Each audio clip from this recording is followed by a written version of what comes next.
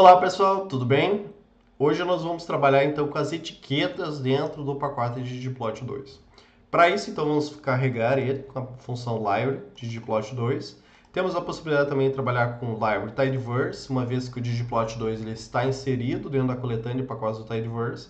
E nesse caso, como a gente vai acabar utilizando algumas funções de import de dados dentro do nosso RStudio, então a gente vai acabar utilizando só basicamente o library tidyverse e também nós temos alguns pacotes que nos auxiliam com manipulação de dados que vai ser útil dentro dessa nossa videoaula. Certo? Vou carregar então, fazer um library tidyverse. O nosso banco de dados que a gente vai trabalhar se chama data_crops.csv, está dentro do meu GitHub, que é a luaport10, e esse é o link de acesso ao conteúdo raw, né, ao conteúdo cru da nossa planilha de CSV.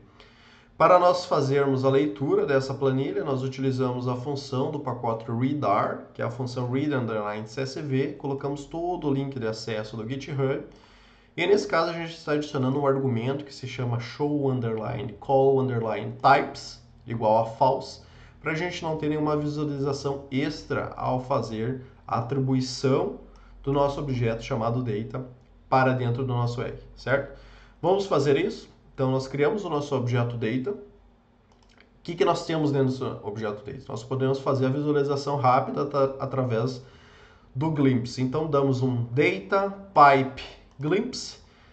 Para relembrarmos, para nós termos um pipe, nós damos um Ctrl Shift M, criamos um pipe. Talvez para vocês a configuração seja diferente dentro do R. E nós temos essa visualização aqui quando nós temos um pipe, certo?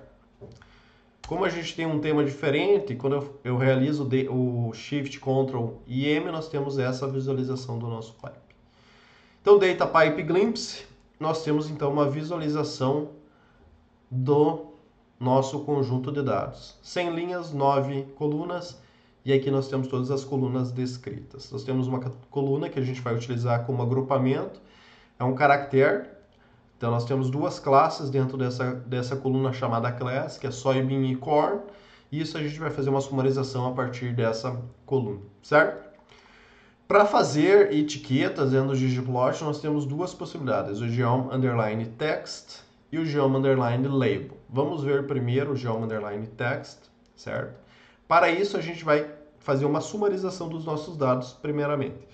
Então, para isso, fizemos data pipe group by class. Então, eu estou agrupando todos os meus dados por class. Para quê? Para fazer uma sumarização.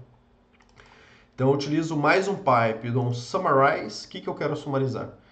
Quero sumarizar a média da coluna B0 de CVI. Então, eu crio uma nova coluna. Então, vai ser basicamente um novo banco de dados. Nesse caso, a gente não está atribuindo a um objeto, mas a gente está realizando isso dentro do encadeamento dos pipes.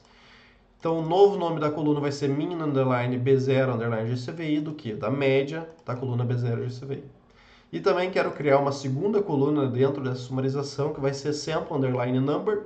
E aqui nós temos uma funçãozinha também, que ele vai nos trazer, então, o número de amostras para cada uma das categorias de classe, certo?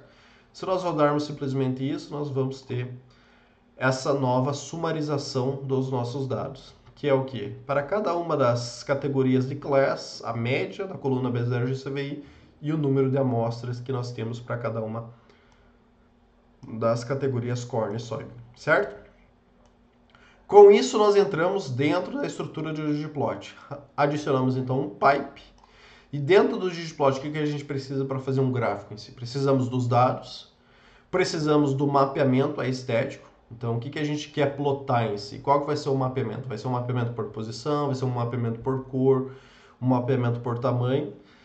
E, por último, a gente precisa... Que tipo de gráfico a gente precisa? Qual que é a geometria do gráfico que a gente gostaria de ter? Então, nesse caso, entramos dentro da estrutura do ggplot.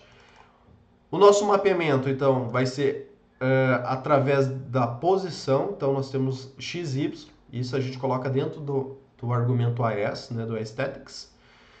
Quero a geometria de colunas, então isso a gente adiciona dentro do novo layer, geom_call, certo? Vamos rodar isso aqui para a gente ter um entendimento do que está acontecendo.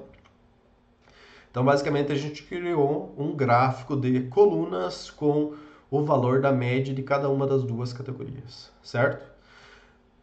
O que eu quero adicionar como etiqueta? Quero adicionar como etiqueta, nesse caso, o número de observações que a gente teve para cada uma das duas categorias, certo? Então, eu adiciono o geom underline text. Então, quero adicionar uma geometria de texto, onde que meu AES, né, o meu mapeamento vai ser... Como nós colocamos o nosso mapeamento dentro do ggplot, isso serviria para cada uma das geometrias que adicionamos aqui embaixo. Se eu quero modificar isso, eu preciso colocar novamente aqui embaixo. Então, eu estou modificando o meu mapeamento de y, mapeamento de posição de y, para 5. Né? X considerou-se o mesmo, porque a gente não repetiu abaixo. E dentro do geom_test, a gente precisa adicionar o argumento label. O que eu quero plotar dentro dessa etiqueta? Nesse caso, quero plotar o número de número de observações de cada uma das categorias que nós criamos aqui em cima, que é essa nova coluna chamada sample underline number. Certo? Então a nossa label vai ser sample underline number. Isso aqui seria o suficiente para a gente plotar uma etiqueta. Colocamos uma cor nessa nossa etiqueta, que é basicamente a cor do texto, né? Colocamos um tom de roxo e colocamos um tamanho nessa nossa etiqueta, de 10. Vamos rodar tudo isso. Temos então aqui 50 observações para corn, 50 observações para soybean, certo? Como que a gente pode ter um outro tipo de etiqueta? Utilizando o geom label.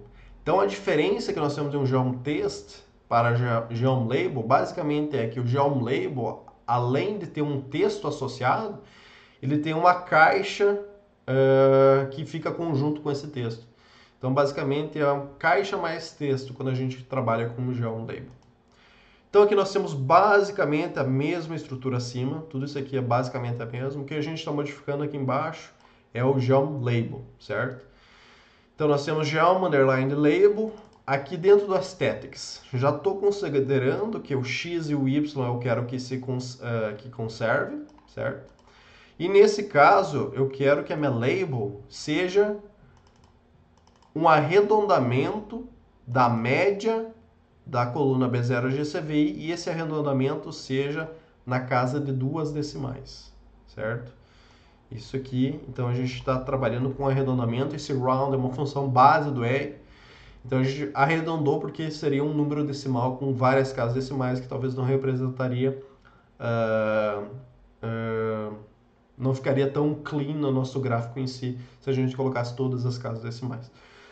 O nosso preenchimento, então, quando a gente trabalha com geom underline text, nós não temos esse argumento de preenchimento, porque a gente tem basicamente a linha, né, do texto. Quando a gente trabalha com geom underline label, nós trabalhamos com uma caixa de fundo, e essa caixa ela pode ser preenchida com determinada cor. Então, nesse caso, a gente tem o argumento fill válido também. Colocamos como fill, então, green, um verde. Como cor do texto e cor da borda dessa caixa, nós temos o blue, o azul, certo? E o tamanho dessa nossa label, quero que seja um tamanho igual a 4, então colocamos size igual a 4. Fazemos então a corrida de todo esse código aqui e temos essa visualização. Então, para cada uma das colunas, nós temos o valor de média, 4.18 para essa, para corn, e menos 1.81 para soybean. Certo? Podemos ter geom label, mais de um geom label e geom label associado como geom_test? Sim, não há impedimento nenhum, desde que a gente associe as informações que a gente gostaria de estar dentro desse nosso plot em si. Temos que cuidar, muitas vezes a gente tem também essa visualização de muitos dados ou muitos textos dentro de um plot em geral. Isso acaba trazendo mais confundimento do que entendimento dos dados, mas com certeza é possível de gerar isso tudo. Então vamos trabalhar com esses dois que a gente criou em cima dentro do mesmo plot. Então tanto um geom_test quanto um geom label. Então para isso a gente fez o quê? Basicamente, copiamos a estrutura acima, adicionamos o que a gente criou de geom_test e adicionamos dentro de colocar mais um mais, né, no final do nosso ggplot e adicionamos o geom label nisso tudo. Então, adicionamos uma geometria de colunas ao nosso gráfico, adicionamos uma geometria de texto, ao nosso gráfico e adicionamos uma geometria de label, né, um texto associado juntamente com uma caixa, certo? Temos essa visualização, então nós temos número de amostras para cada uma das barras, né, cada uma das colunas em si, a sua respectiva média dentro da box, né, da Geom Label e Geom Test. Certo, pessoal? Muitas vezes as etiquetas em si nos ajudam a interpretar os plots sem ler uma legenda ou uma caption do nosso plot em si. Tomem cuidado ao utilizar, não adicionem tantos, porque pode confundir o usuário em si, mas o GeoMTest e o GeoMLabel estão aí para ajudar a confecção dos gráficos totalmente dentro da linguagem R, sem precisar passar para um outro software em si e adicionar esse tipo de informação. Certo, pessoal? Muito obrigado por assistir esse vídeo e até mais.